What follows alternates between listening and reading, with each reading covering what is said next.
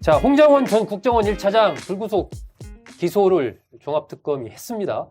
홍장원 전 1차장 하면은 뭐 여러분도 아시겠지만 어쨌든 지난 그 윤석열 전 대통령 계엄 선포한 이후에 이른바 내란과 관련해서 그 체포 대상자 명단을 국회에서 증언을 하고 함으로써 상당히 그 이후에 상황이 수습이 되는데 역할을 한 그런 인물로 많은 분들이 기억을 하고 있는데 종합특검이 기소를 했습니다. 본인도 아마 상당히 좀 억울해하는 측면이 있는 것 같더라고요. 언론 인터뷰를 보니까. 근데 또 종합특검 입장에서는 또 그렇게 기소할 만한 이유가 있으니까 기소했다. 뭐 이렇게 또 볼 수도 있을 것 같아서 이 두 분은 이 홍장원 전 1차장의 기소를 어떻게 보는지 좀 궁금합니다. 하부대변인 어떻게 봅니까? 논점이 많은 것 같아요. 아, 논점이 많다? 네. 어떤 점입니까? 첫 번째로는 특검 입장에서는 뭔가 정황이나 증거가 있다고 판단했으니 기소를 했겠죠. 근데 실제로 깊이 개입돼 있으면 이미 지금 내란 재판 관련해서는 주요 피의자들이 구속되거나 막 이러고 있는데 네. 그리고 윤석열 전 대통령 같은 경우에는 공개적으로 재판받고 뭐 헌법재판소에서도 이제 여러 번 심리를 했는데 네.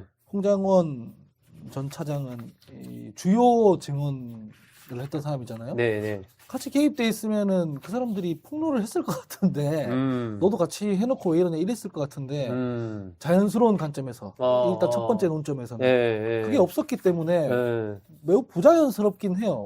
왜 그러면은 같이 했던 공범자가 이제 내부 고발자로 돌아섰는데 너는 왜 안 한 척 하느냐라는 말이 왜 없었을까? 아, 그동안에. 예. 그래서 이거는 정보가 부족한 입장에서는 되게 의아하긴 합니다.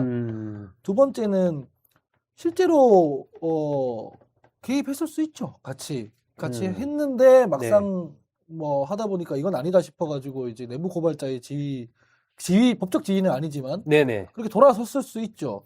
그랬을 경우에 우리 법과 공동체는 이 사람을 어떻게 다뤄야 되는가 하는 거는 이제 법 철학적 이제 논쟁이 되는 거죠. 재판 보면서 아 그래 보니까 이 사람이 조금 낮은 수준의 불법 비상계엄 내란에는 같이 모의에 끼어 있었던 것 같은데 근데 막상 해보니까 이 사람은 돌아서서 뭐 내부 큰 역할을 했다. 어디죠? 조성현 대령이었나요? 네, 조성현 네. 대령. 네. 그 특검에 의하면 사실상 같이 뭐 모의하고 했는데 막상 해보니까 안 될 것 같으니까 이제 소방사 1경비단장. 네, 경비단장. 서강대교 넣지 마라 뭐 이랬다는 거 아니에요. 그것도 따져봐야 되는 건데 그러면 이 경우에는 그러면 뭔가 내란을 막은 건가 아니면 모의를 했던 건가 뭐 이런 논점들이 막 섞여 있잖아요. 그래서 종합특검이 수사한 것을 토대로 발견한 증거와 정황과 이런 것들을 재판 과정에서 따져봐야 될 것 같고 그런 정보가 충분히 취합되고 나서 논쟁해야 될 것 같아요. 그래서 뭐 홍장원이 어떻게 했으니까 특검이 이상하다 이렇게 하기에는 너무 감정적인 대응이다. 그리고 감정적인 반응은 되게 자연스럽다. 그래서 앞에 논점을 말씀드린 겁니다. 네. 김 부대변인은 어떻게 봅니까? 그러니까 이렇게 되면 저는 일단 종합특검이 네. 마른 오징어를 찢어 짜다 보니까 이제 오징어를 찢었다고 봅니다. 진짜로. 그러니까 아. 계엄 내란 사실 이게 되게 애매모호한 기준이 있어요. 무슨 말이냐면 주요 종사자는 확실하잖아요. 근데 그 주요 종사자를 제외한 나머지 분들 같은 경우는 실제로 공부를 안 했으면 현장에서 제가 그날 당일날 계엄 당일날 이 지시를 받은 거 아닙니까?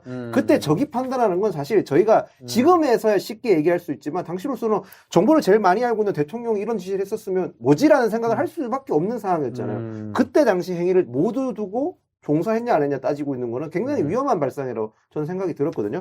뭐 홍장원 차장은 조금 다른 케이스일 수 있을 것 같아요. 왜냐면 국정원 1차장이었기 때문에. 근데 아까 말씀드린 조성현 대령 같은 경우는 지금 이준호 수방사령관이 계엄 당일날 출동 명령 내려서 출동했는 게 실탄 들고 출동했다고 지금 특검에서 기소한 거지 않습니까? 근데 조성현 단장 같은 경우는 이재명 대통령이 훈장까지 줬어요. 계엄 저지로. 그렇죠.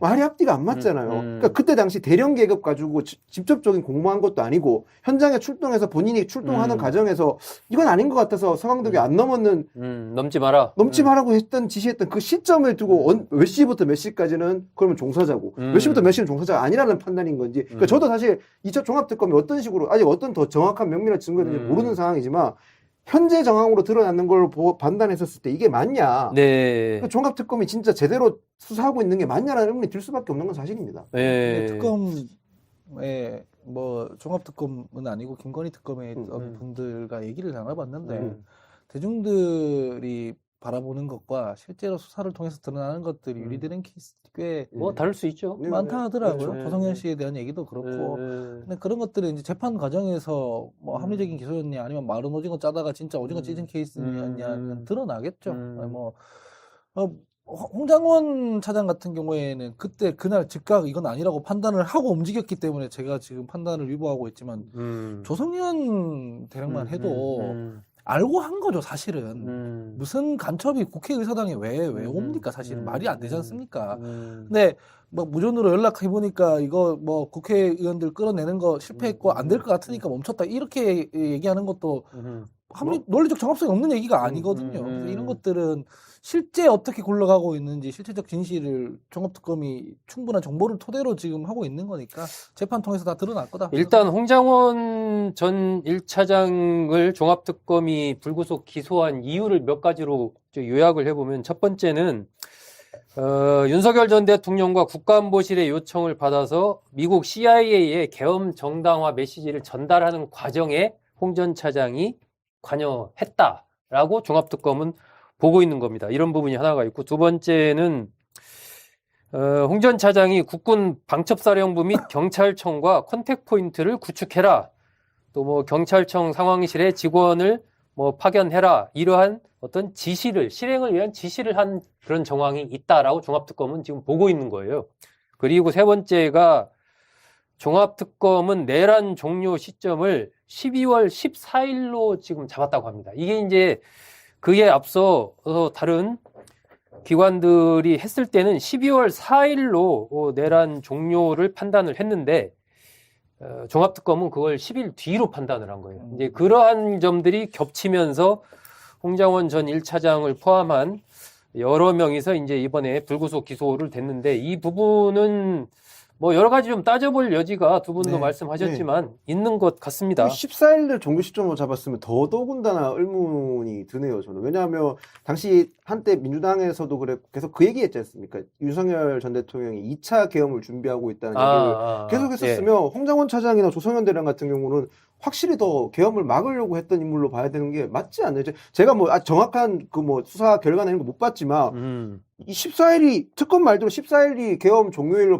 내란 종료일로 봤었으면 그럼 더더군다나 홍장원 차장이나 조성현 대령은 제 기준으로는 계엄을 막은 사람으로 보는 게 맞을 것 같습니다. 아마 그 측면에서 이제 그 이후에 국정원이 이 어떤 계엄에 관련한 여러 가지 뭐 TF도 만들고 여러 가지 활동을 했던 부분들이 조금 이어지는 게 있나 봅니다. 아마 그런 점에서 이제 혐의점을 보는 거죠. 김 대리님 말씀하시는 게 자연스럽죠. 그래서 저도 아까 말했을 때 진짜 거기 가담자면은 지금 주요 종사자들이 다 같이 폭로했겠지. 왜 냅뒀냐. 이런 게 자연스럽죠. 근데 이건 정보 불균형에서 발생하는 거니까 실제로 뭐가 있는지는 따져보고 봐야 되고 저는 특검의 수사 기록을 본 적이 없기 때문에 일단 살펴봐야 된다 생각합니다. 근데 종합특검이 이렇게 되면 만약에 아직까지는 뭐 수사 결과나 어떤 재판이 어떻게 될지 모르겠지만 이게 무리한 기소로 드러나고 했으면 후폭풍이 만만치 않을 게 국민의힘과 합의한 특검이 아니라 사실상 정치적 특검으로 볼 수밖에 없는 상황이 편향성을 가지고 있는 특검이었기 때문에 잘못된 기소라든지 이런 무리한 기소가 드러났을 때는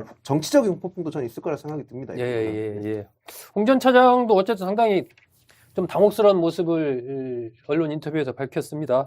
황당하다 이런 심경도 막 남겼고 전에는 윤석열이라는 살아있는 권력을 마주한 상태에서 분노의 에너지 같은 게 있었고 이제 좀 일상으로 돌아갈까 싶었는데 생각지도 못했던 내란 공범이 됐다 이러면서 나 혼자 지금 스트럭을 하고 있다. 나 혼자 고군분투하고 있다 해서 상당히 외롭고 좀 약간 좀 불편한 그런 심정을 나타내는데 결국 이제 앞으로 재판 과정에서 뭐 싸우면서 여러 가지 자신과 관련된 부분을 헤쳐나갈 수밖에 없지 않나 싶습니다. 오늘 민주당 윤건영 의원이 그거 하부 대변인 보지 않았어요?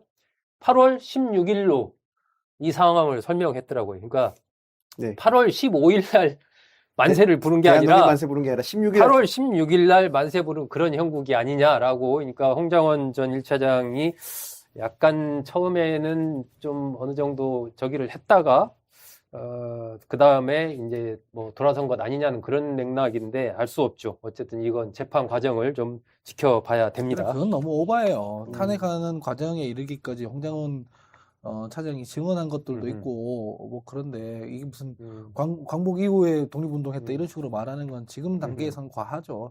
그거는 재판을 기다려보고 말해도 늦지 않아요. 정치인들이 여기에 말하는 거.